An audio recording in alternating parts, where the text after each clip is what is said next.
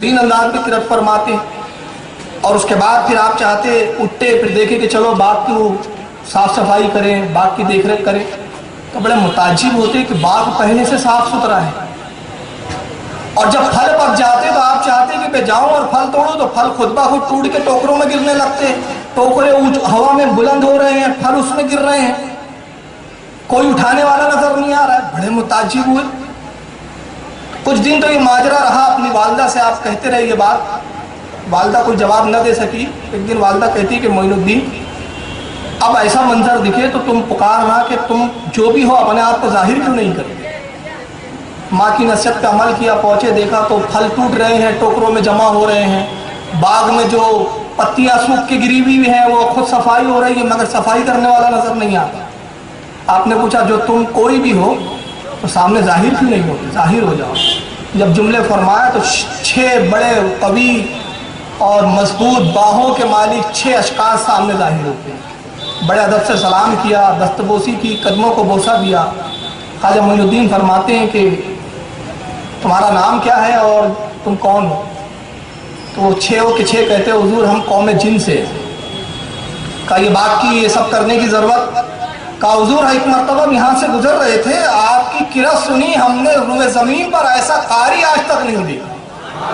ہم روزانہ حاضر ہوتے ہیں اور آپ کی کرت سنتے ہیں، اور جب سے ہم نے آپ کی کرت سننے کا معمول بنایا اسی دن سے ہم خود باغ کی صفائی بھی کرتے تاکہ آپ ان چیزوں سے فارغ ہو جائیں تو زیادہ سے زیادہ کلام الہی تلاوت کریں، ہم زیادہ سے زیادہ اس کو سنیں۔ یہ معین الدین اجمیری کا مقام ہے، یہ جنات ان کے خادم ہیں۔ ابھی تو ابتدائی منزل ہے معین الدین اجمیری کی۔ تقریباً 16 یا 17 سال کی عمر ہوئی تو وقت کے مجذوب حضرت ابراہیم قندوزی رحمۃ اللہ تعالیٰ علیہ مجذوب وقت ہے، گھومتے پھرتے باغ میں تشریف لاتے ہیں۔ معین الدین اجمیری کا معمول ہے کہ جو بھی آتا ہے باغ میں کوئی بزرگ مشائخ اس کی خاطر تواضع کرتے ہیں، خدمت کرتے ہیں۔ حضرت ابراہیم قندوزی اس مجذوب کو دیکھا، ہاتھ پکڑا، اپنے باغ میں لے آئے، بٹھا دیا ایک کونے میں۔ حضرت نے فرمایا بھوک لگی ہے کچھ کھلاؤ۔ گئے انگوروں کا کچھ خوشے بہترین میٹھے انگور توڑتے ہیں، اور توڑنے کے بعد ایک پلیٹ میں رکھا، حاضر بارگاہ کر دیا۔ حضرت ابراہیم قندوزی یہ خراسان کے رہنے والے نہیں تھے، یہ رہنے والے تھے نیشاپور کے، اور یہ خلیفہ اور مرید تھے حاجی شریف زندنی رحمۃ اللہ علیہ کے، جو غریب نواز کے دادا تھے۔ اور ابھی غریب نواز نے حاجی شریف زندنی اور خواجہ عثمان ہارونی کا بھی نام بھی نہیں سنا، یہ تو اپنے دنیا میں مشغول ہے ابھی خواجہ معین الدین چشتی۔ چنانچہ یہ حضرت ابراہیم پہنچتے ہیں اور اس کے بعد انگور لیتے ہیں۔ پہلا انگور اٹھایا، کھایا، اور ایک جملہ فرمایا اس میں غیاث الدین کا تقویٰ ہے۔ پھر دوسرا انگور اٹھایا، پھر کھایا، کہا اس میں ام الورا کا زہد ہے، زہد کہتے عبادت کی اعلیٰ منزل۔ پھر ایک انگور اٹھایا، اس کو پھر کھایا اور فرمایا اس میں معین الدین کی محنت کا ثمرہ ہے۔ بڑے متعجب ہوئے، کہتے ہیں حضور میں آپ کو جانتا نہیں، آپ کو بزرگ سمجھ کے باغ میں لے آیا، آپ میرے باپ کو بھی جانتے ہیں، میری والدہ کو بھی جانتے ہیں، مجھے بھی جانتے ہیں، یہ معاملہ آپ سمجھائیے کیسے آپ مجھے جانتے ہیں؟ فرمایا معین الدین ہم تو اس سے زیادہ بہت کچھ جانتے ہیں، اور ہم تو وہ چیزیں دیکھ رہے ہیں جو ابھی تمہاری نگاہوں سے پوشیدہ ہے۔ عنقریب وہ وقت آنے والا ہے کہ تم پر سب کچھ ظاہر کر دیا جائے گا۔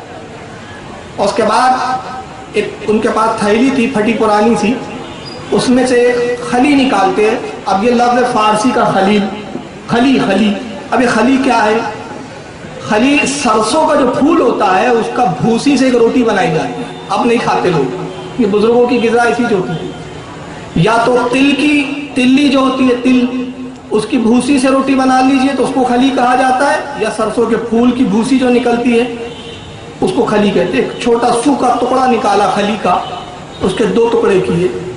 کہتے ہیں معین الدین حاجی شریف زندنی نے مجھ سے کہا تھا، یہ ٹکڑا روٹی کا دیا تھا، کہا کہ یہ اس شخص کا حق ہے جو اس کے لائق ہے، اور ابراہیم اس کو تلاش کر، جب تو اس کو پالیں گا تو خود جان جائیں گا کہ اس کا حقدار کون ہے، یہ اس کو عطا کر دیں گا۔ آج میرا دل کہہ رہا ہے کہ اس کے حقدار تم ہی ہو، لو اس ٹکڑے کو کھا لو، تم نے ہماری خاطر کی، ہمارا بھی فرض ہے کہ ہم تمہاری کچھ خدمت کریں۔ اس خلی کا آدھا حصہ کیا، آدھا خود کھایا، آدھا معین الدین چشتی کو دیتے ہیں۔ سرکار معین الدین نے جیسی اس خلی کے ٹکڑے کو کھایا دل کی دنیا بدل چکی تھی، یک لخت دنیا سے نفرت پیدا ہو گئی۔ سیدھا اس کے بعد آپ بازار تشریف لاتے ہیں، اعلان کرتے ہیں لوگوں کون ہے جو میرا باغ خریدے. کچھ امیر قبیر آگے بڑھے، کہا کہ ہم آپ کا باغ خریدنے کے لیے تیار ہیں. بولی ہوئی، آخری بولی جہاں پر رک گئی اس قیمت میں باغ فروخت کیا، پنچکی فروخت کیا، سب بیچ دیا. پورا مال اور اثاثہ روپیہ لے کر خواجہ غریب نواز آتے ہیں اور آنے کے بعد بازار میں بیچ چوراہے پر رکھ دیتے ہیں اور اس کے بعد ارشاد فرماتے ہیں لوگوں جو اس کا مستحق ہے وہ آئے اور یہ لے کے چلے جائے. پورا اللہ کی راہ میں خرچ کر دیا. یہاں سے بات اور ایک ذہن ملتا ہے کہ بزرگیت کی ابتدا ترک دنیا سے شروع ہوتی ہے، اور یہ ناممکن ہے کہ کوئی عیش و عشرت میں بھی رہے اور سمجھے کہ میں اللہ کا ولی ہوں، میں بزرگ ہوں. یہ ممکن نہیں ہے. ایک میان میں دو تلوار نہیں رہ سکتی.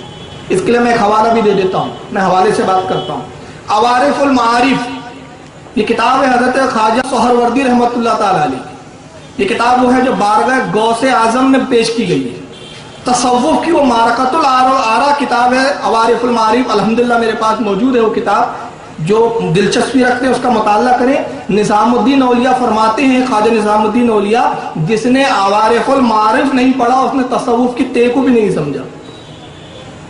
اور آپ اپنی مجلس میں درد دیتے رہے. عوارف المعارف میں شیخ شہاب الدین سہروردی رحمۃ اللہ علیہ کیا فرماتے ہیں؟ ولایت کے 100 درجے ہیں، ولایت کے 100 درجے ہیں. ہر درجے کی ابتدا ترک دنیا سے شروع ہوتی ہے، دنیا کو چھوڑ. تو آپ دیکھیں گے جتنے اولیاء گزرے ہیں جب وہ ولایت کی منزلوں پہ قدم رکھتے ہیں تو سب سے پہلے دنیا ترک کرتے ہیں. اور سلسلہ چشتیہ کو اگر آپ دیکھیں، خواجہ حضرت ابراہیم ابن ادھم ہے، یہ بلخ کے بادشاہ تھے اور شہنشاہ تھے. جب دنیا کو اور تخت کو ٹھوکر ماری ولایت کی اعلیٰ منزل پر فائز ہوئے. غریب نواز نے ٹھوکر ماری دولت کو، ولایت کی اعلیٰ منزل پر فائز ہوئے. حضرت خواجہ مخدوم اشرف جہانگیر سمنانی رحمۃ اللہ علیہ نے سمنا کو ٹھوکر ماری، تب ولایت کی اعلیٰ منزل پر پہنچے. یہ سلسلہ چشتیہ کی کڑی ملیں گی کہ اس سلسلے میں اپنے وقت کے تاجدار بھی ہیں، اپنے وقت کے شہنشاہ بھی ہیں، مگر جب ولایت کی منزلوں پہ قدم رکھتے ہیں تو پہلے دولت اور دنیا کو ٹھوکر مارتے ہوئے نظر آتے. سب کچھ فروخت کیا اور اس کے بعد آپ خراسان سے نکلتے ہیں. جب خراسان سے آپ نکلے ایک وادی میں آپ عبادت کر رہے ہیں، اور یہ زمانہ وہ ہے حضرت غریب نواز کی عمر 17 سال ہے اس وقت جب آپ نے باغ فروخت کر کے. حضرت غوث اعظم رضی اللہ تعالیٰ عنہ ضعیفی کا وقت ہے. اور یہاں ایک بات اور بتا دوں کہ سرکار غوث اعظم اور خواجہ معین الدین چشتی رحمۃ اللہ تعالیٰ علیہ رشتہ دار ہیں. کس طرح سے حضرت غوث اعظم ماموں ہوتے ہیں خواجہ غریب نواز، اور رشتہ کیا ہے؟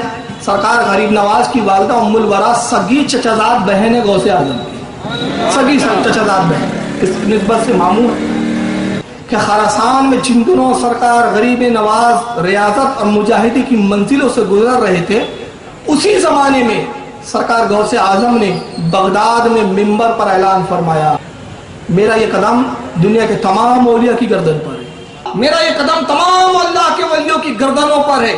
جیسے ہی یہ اعلان فرمایا اللہ تعالیٰ نے خواجہ حضرت غوث اعظم کی آواز کو تمام اولیاء تک پہنچایا. خراسان میں معین الدین اجمیری کے کانوں میں وہ آواز جاتی ہے، اور جب آواز پہنچی تو دنیا میں جتنے اولیاء تھے سب نے کہا بے شک آپ کا قدم ہمارے کاندھوں پر ہے، صدقتا یا شیخ آپ نے سچ فرمایا، آپ کا قدم ہمارے کاندھوں پر. مگر آپ غریب نواز اور معین الدین اجمیری کی فرما برداری پہ قربان جائیں، آپ جھکتے ہیں حد رکوع اور حد سجدہ تک، اور اس کے بعد ایک جملہ فرماتے ہیں اے شیخ آپ کا قدم میری گردن پر نہیں بلکہ میرے سر پر، میری آنکھوں پر، میری پلکوں پر. جب یہ جملہ فرمایا، خراسان کہاں ہے، بغداد کہاں ہے، بہت میلوں کا فاصلہ ہے، خواجہ غریب نواز وہاں غوث اعظم کی آواز سنتے ہیں، فرما برداری کرتے ہیں، اور وہی منظر کو غوث اعظم بغداد سے ملاحظہ کرتے ہیں اور ارشاد فرماتے لوگوں غیاث الدین کے بیٹے معین الدین نے فرما برداری میں حد درجے مبالغہ کیا، ان قریب بارگاہ غوثیت سے ہندوستان کی ولایت سے نوازا جائے گا.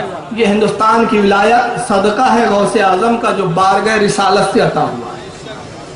اللہ کے نبی بھی کسی کے وسیلے کے بغیر کسی کو نہیں دیتے. وسیلہ ہے یا غوث اعظم عطا کرنے والے ہیں رسول اعظم. خراسان کی ان وادیوں سے آپ نکل کر اور اس کے بعد آگے سفر اور دوسرے علاقوں کی طرف نکلتے کہ علوم باطنی اور ظاہری کو مزید اضافہ کیا جائے. راستے میں آپ جا رہے ہیں حضرت خواجہ غریب نواز، ایک مقام پر دو شخصوں سے ملاقات ہوتی ہے. انہوں نے سلام کیا, کہا کہ اے مسافر, ہم بھی مسافر ہیں.